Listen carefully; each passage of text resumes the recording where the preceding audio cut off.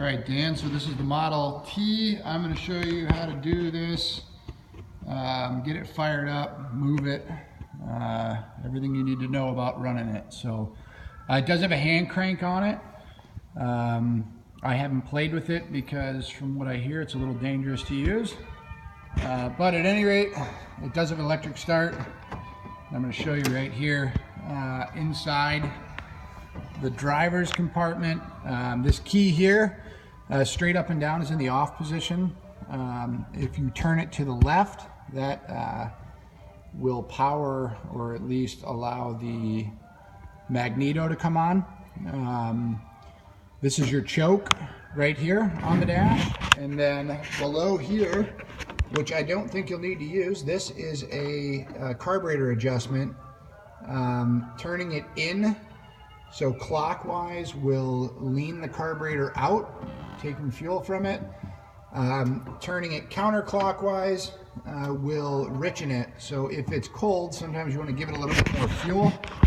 You can back that out about a turn until it warms up, and then you can turn it back in once it's warm. You'll see there's 3 pedals here. Probably looks a little confusing, along with a lever. So these things are not like the ordinary. What we're going to do when we start it, and I'll explain to you as we do that, this lever all the way back in that position there where it locks in place is the emergency brake, but it also operates as the shift lever. So if we were to release this like that, and this lever then moves forward to the position it's in right now, which is about halfway forward, that's going to be in first gear.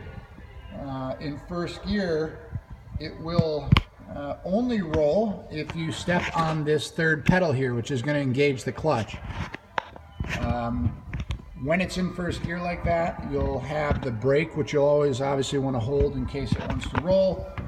But when you're in first gear, if you wanted to go backwards, instead of pushing the clutch to go forwards, you'd push this third pedal in the middle here, and that's going to actually grab it and turn the car in reverse. So you can back up with it in first gear, foot on the pedal in the center. The start button is right here, and that's what we'll use to start it, along with the choke, key on.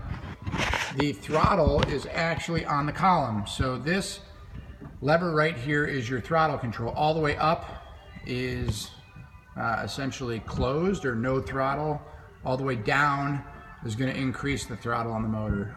When we start it, we'll use a little bit of choke at first to get it to fire up with the key in the on position. Once it fires up, we can give it a little bit of throttle on the column here. Not too much, and it should fire up and stay running for us. You can then bring this back as it starts to warm up. The choke can be in, and you should be good to go. On the other side of the column, this is a timing advance.